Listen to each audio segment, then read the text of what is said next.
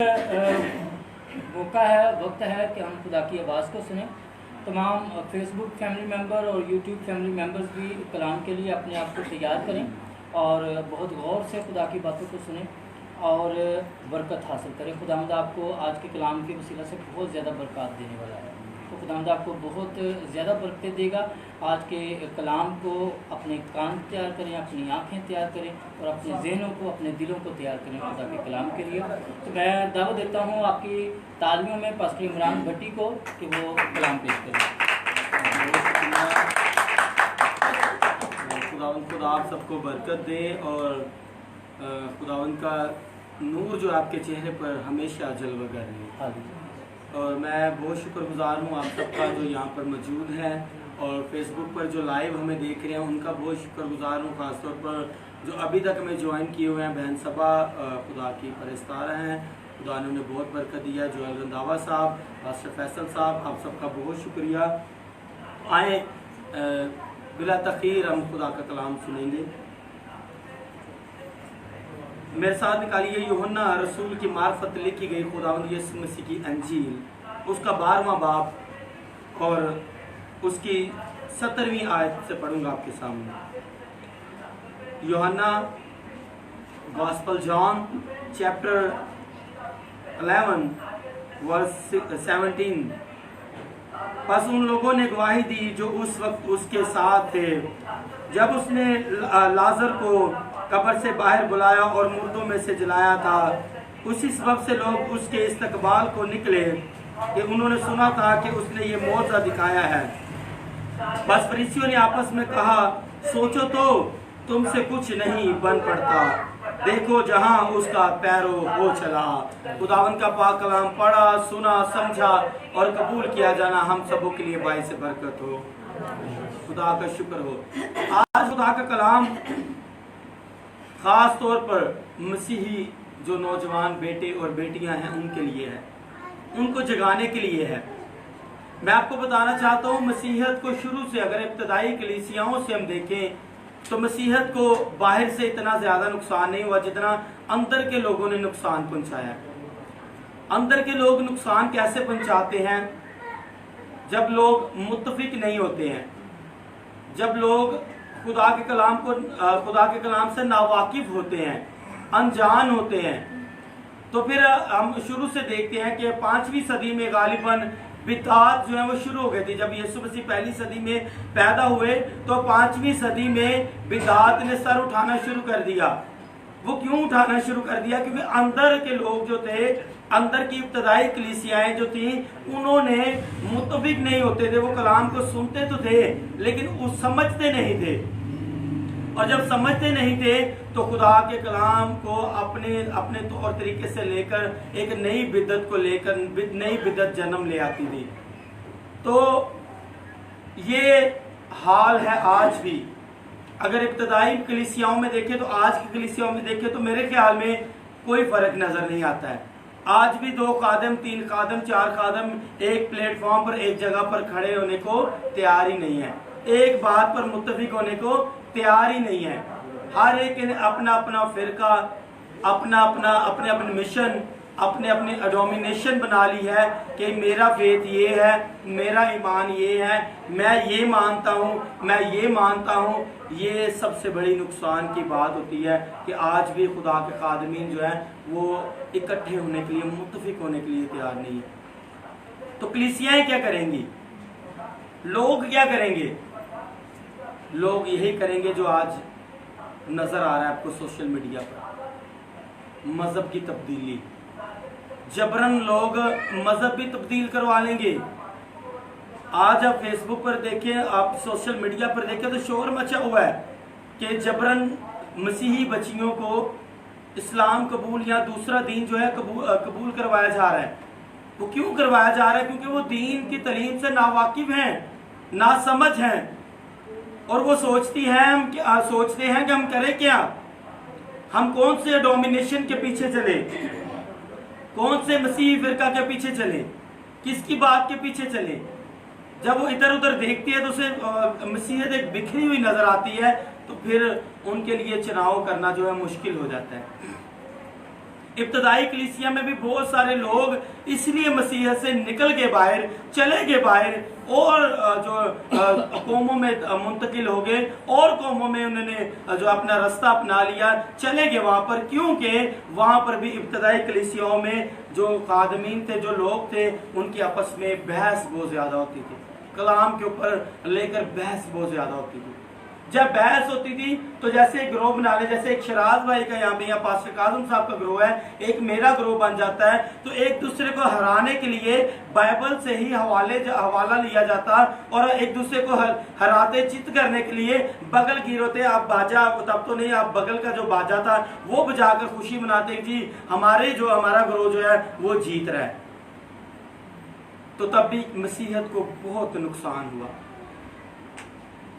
मसीहत को अंदर से बहुत ज्यादा नुकसान होता है।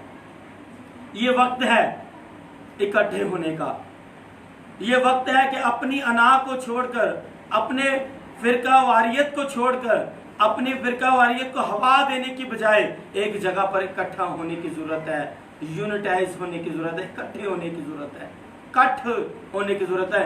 एक बड़ी हम बचपन से कहानी सुनते आए हैं, आपने भी सुनी होगी कि किसी बुजुर्ग ने, उसके बच्चे थे 5, उसने कहा कि अपने बच्चों से कहा जी आप लाठ लेकर आओ, लाठियां लेकर आओ। जब वो लाठियां लेकर आए तो उसने कहा जी एक सिंगल लाठी करें, उसने सिंगल लाठी करते और उस पर उसे वार को कहते मार उसको, तो वो टूट जाती। जब उसने कहा इन लाठियों को तुम, इन स्टिक्स को तुम एक जगह पर इकट्ठा करो, जब एक जगह पर इकट्ठा किया गया तब उससे कहा गया कि इस पर अटैक करें, तो वो उस पर अटैक करते तो वो टूटती नहीं थी। तो किसी समझदार तब के बंदे ने या जो बुजुर्ग थे उन्होंने कहा कि इत्तेफाक में बरकत है। जब एक जगह पर इंसान इकट्ठा हो जाते हैं तब खुदा की बरकत उतरना शुरू हो जाती है।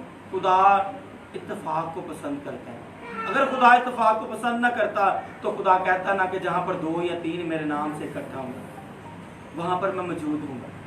मोहब्बत की जरूरत है। यहाँ पर इस टाइम कलीसियाओं को मोहब्बत की जरूरत है।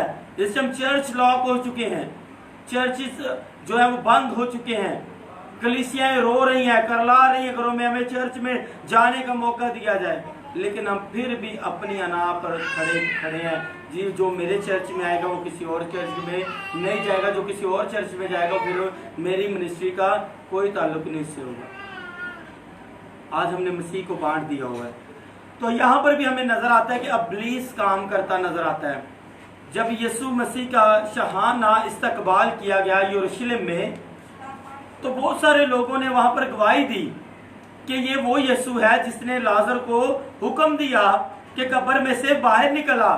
तो लाजर जो यीशु की आवाज सुनकर कब्र से बाहर निकला, ये वो यीशु है, हम गवाही देते हैं। और लोगों ने शोर मचाना शुरू कर दिया, होशना होशना, मुबारक है वो जो नाम से आता है। वहां पर बहुत सारे लोग जेलसीज वाले भी खड़े थे। इब्लीस जो जेलसीज पैदा करता है इंसान के अंदर, घमंड गरूर पैदा करता है। जब लोगों ने सुना तो वहां पर फकीयों फरीसियों ने कहा कि ए खुदावंद तू इन लोगों को मना कर, ये क्यों शोर मचाते हैं, इनको मना कर। तो यीशु ने क्या कहा? यीशु ने कहा अगर ये चुप रहे तो पत्थर चिल्ला उठेंगे, पत्थर चिल्ला उठेंगे। अगर इनको तुम चुप करवा दोगे तो आज पत्थर भी चिल्ला उठेंगे, क्योंकि गवाही का मौका है, खुदावंद की तारीफ का वक्त है, खुदावंद की सताइश का वक्त है। और वो चिल्ला रहे हैं, वो बोल रहे हैं होशना होशना, मुबारक है वो जो खुदावंद के नाम से आता है। यहाँ पर मैं आपको एक आयत पर, एक लफ्ज पर गौर करवाना चाहता हूँ। लिखा है कि 19वीं आयत है, बस फरीसियों ने आपस में कहा सोचो तो तुमसे कुछ नहीं बन पड़ता जहां उसका पैरो हो चला। यानी कि पूरा का पूरा जहान उसका फॉलोवर हो चला, उसके पीछे हो चला, तुमसे कुछ नहीं बन पा रहा। ये वो बात है जब किसी से इंसान लड़ाई झगड़ा करता है तो वो बाजू अपने ऊपर को उठाता है और कहता है इधर हट, तेरे को कुछ नहीं बन पा रहा, मैं करना हुआ सारा मैं करता हूं। जब भी मसीहत ने सर उठाया है, जब भी मसीहत के अरूज का वक्त आया है, तब लोग जो है जेलसीज में पड़ गए हैं, तब लोगों को वो इब्लीस ने इस्तेमाल किया है और जेलसीज, घमंड, फिरकावारियत में और बहुत सारी चीजों से मसीहत को जो तोड़ा गया है और मसीहत को नुकसान पहुंचाया गया। यहाँ पर भी हमें एक जेलसीज नजर आती है, फरीसियों की, फकीयों की। उस वक्त के यहूदियों की शरा के आलमों की जेलसपन नजर आता है कि मसीहत क्यों अरूज पर है, जहां उसका पैर हो चला। आज भी मसीह का जहां पैर हो चला, आज भी सबसे ज्यादा दुनिया में पढ़े जाने वाली किताब बाइबल मुकद्दस है। आज भी दुनिया में सबसे ज्यादा तादाद मसीहियों की है, ख्वाह वो किसी भी डिनोमिनेशन के मानने वाले हैं, लेकिन है मसीही। सबसे ज्यादा मसीही लोग इस दुनिया में रहाइश पजीर है, दुनिया में रहते हैं। यहाँ पर तादाद सबसे ज्यादा दुनिया में। अभी लोगों फकीर फरीसियों ने कहा कि जहां उसका पैर हो चला, और नफरत अंगेज अल्फाज बोले। आज भी जब जहां उसका पैर हो चला है, अब आज भी जब नौजवान बेटों ने मसीहत के लिए मसीहत का अलम उठाया है, खुदा का कलाम उठाया है, तो आज भी अबलीस हमला कर रहा है, आज भी अबलीस तोड़ रहा है। आज भी अबलीस आपको बिद्दती फिरकों में लेकर आपके अंदर जेलसिस को पैदा कर रहा है, आपको तोड़ना चाहता है, आपको मरोड़ना चाहता है और मसीहत का नुकसान करता है। आज नौजवान बेटियां बेटे जो आइज़िक टीवी पर और मुख्तलिफ चैनल्स पर जाकर खुदावंद की प्रस्तुत करती हैं, आज भी उनको अबलीस गुमराह करता है और उनको मजहब तब्दीली के लिए उकसाया जाता है, जबरन जो है मजहब तब्दील करवाया जाता है। बहुत सारे लोग कहते हैं कि खुदा के खादमीन पादरी सिर्फ दाई की पर कलाम सुनाते हैं, सिर्फ 10वां हिस्सा लाए चर्च में, लेकिन हम तो यहाँ पर कलाम सुना रहे कि उठो जागो मसीही बेटियों, मसीही बेटो जागो। आज मसीहत को जरूरत है आपकी, आज मसीहत का अलम, आज खुदा का कलाम लेकर घर घर निकले, अंजील का पैगाम लेकर जाए, क्योंकि अंजील का पैगाम फैलाना ना सिर्फ खादमों का बल्कि आप सब का भी फर्ज है, आप सब उसके फॉलोअर्स है। क्योंकि लिखा है कि जितनों ने उसे कबूल किया उसने उन्हें खुदा के फर्जंद बनने का हक बख्शा, यानी वो जो उसके नाम पर ईमान लेकर आते हैं। ये आप सबका हक है। आज जितने लाइव देख रहे हैं, ये आप सबका हक है कि मसीह के हक में नारे मारे कि होशना होशना, मुबारक है वो जो खुदावन के नाम से आता है। हालेलुया। अब लिखा है कि लोगों ने गवाही दी। अगर हम लूका रसूल की मार्फत लिखी गई खुदावन यीशु मसीह की अंजील पढ़ें, तो उसमें हमें अज़ासानियों के बारे में पता चलता है कि जब मसीही कलीसियाओं पर आफतों के बारे में यीशु ने बताया कि कलीसियाओं पर आफतें नाजिल होंगी, तो उसमें यीशु ने बताया, जब 21 बाब उसकी 9वीं आयत पढ़ते हैं तो उसमें लिखा है, और जब लड़ाइयाँ और फसादों की अफवाहें सुनो घबरा ना जाना, क्योंकि इनका पहले वाक़या होना जरूर है, लेकिन उस वक्त फौरन खात्मा ना होगा। फिर उसने उनसे कहा, कौम पर कौम और सल्तनत पर सल्तनत चढ़ाई करेगी, बड़े बड़े भूचाल आएंगे और जा बजा काल और मरी पड़ेगी, और आसमान पर बड़ी बड़ी दहशतनाक बातें निशानियां जाहिर होंगी। लेकिन उस सब बातों से पहले वो मेरे नाम के सबब से तुम्हें पकड़ेंगे और सताएंगे और इबादत खानों की अदालतों के हवाले करेंगे और कैद खानों में डलवाएंगे और बादशाहों और हाकिमों के सामने हाजिर करेंगे, और ये तुम्हारा गवाही देने का मौका होगा। उस वक्त भी शिगिर्दों ने, लोगों ने गवाही दी, और गवाही के सबब से लोग जेलस। आज भी बहुत सारे लोग गवाही दे रहे हैं कि मसीह ने हमारी जिंदगी में ये काम किए, हम मसीह को कबूल कर रहे हैं। आज भी लोग जेलस, आज भी लोग जो है तोड़ना चाहते हैं, आज भी लोग मसीहत का नुकसान चाहते हैं। लेकिन मेरी बहनों, मेरे भाइयों, मसीहत का नुकसान अंदर से हमेशा ज्यादा हुआ है। इसलिए जागो, उठो। अगर आप ना उठे तो खुदा इन पत्थरों से भी काम ले लेगा। इन हाथ के बनाई मूर्तियों में भी खुदावंद जान डाल सकता है। ये भी खुदावंद के हमदो सना सताइश के लिए इकट्ठे हो सकते हैं। लेकिन खुदा ने हमें बनाया है कि हम उसकी परस्तिश करें, उसकी इबादत करें, उसके नाम को जलाल दें। तब भी खुदावंद यीशु मसीह जो कलमा खुदा, मुजस्सम खुदा, जब जमीन पर मुनादी करते तो जगह जगह पर रुकावटें उनके लिए खड़ी की जाती, उनको लान तान का सामना करना पड़ता। लेकिन फिर भी यीशु नासरी कलाम सुनाते। सिपाही, वहां के रोम के सिपाही यीशु मसीह की आजमाइश करने के लिए आते, फकीर फरीसी यीशु मसीह की आजमाइश करने के लिए आते। आज भी मसीहत की आजमाइश का वक्त है, आज कड़ी सख्ती का वक्त है। आज कोरोना वायरस ने पूरी दुनिया में पंजे गाड़ लिए हुए हैं और जगह जगह पर बलाएं, वबाएं, मुसीबतें, आफतें, परेशानियां और दुख हैं। आज हर जगह पर मरी पड़ी है, मर रहे हैं लोग, पिस रहे हैं लोग। लेकिन मैं आपको यही कहता हूं, जागो जागो। आज भी मेरी नौजवान बहनों, नौजवान बेटों, जागो, बाइबल की तालीम हासिल करो। आज वो लोग मजहब तब्दील कर रहे हैं जिनके पास बाइबल की तालीम नहीं है। आज वो लोग मसीहत को छोड़ते जा रहे हैं जिनके पास बाइबल की तालीम नहीं और तालीम देने वाले नहीं है। तालीम देने वाले खुद लड़ रहे हैं, तो दूसरे जो लोग जो सुनने वाले हैं वो क्या करेंगे? आज लड़ाई का वक्त नहीं है, असुलह का वक्त है, मोहब्बत का वक्त है। मसीहत के लिए एक अलम, एक झंडे के नीचे खड़े होने का वक्त है, सलीब के नीचे खड़े होने का वक्त है, पैगाम देने का वक्त है। क्या आज नौजवान बेटियां और बेटे ना सिर्फ गुनाह में, बदकारी में अपना टाइम स्पेंड करेंगे, बल्कि मसीह खुदा के कलाम को पढ़ने में, इबादत में अपना टाइम स्पेंड करेंगे, खुदावन के हजूर अपना टाइम स्पेंड करेंगे। सो आज का पैगाम हासिल कलाम, एक प्लेटफॉर्म पर आए, मसीहत के नुकसान का बायस न बने।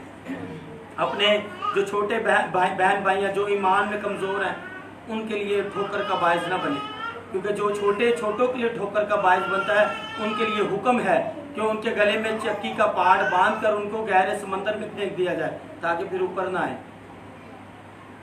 तो मेरे अजीजों, हम किसी के लिए ठोकर का बायस न बने, बल्कि गवाही का वक्त है। गवाही दें कि मसीह जिंदा है, गवाही दें कि उसकी कब्र खाली है, गवाही दें कि सलीब खाली है, गवाही दें कि मसीह आसमान पर है और जल्द अदालत करने के लिए आने वाला है। उसकी अदालत के लिए तैयार रहें। हालेलुया। खुदा इस कलाम के वसीला से आप सबको बरकत दे।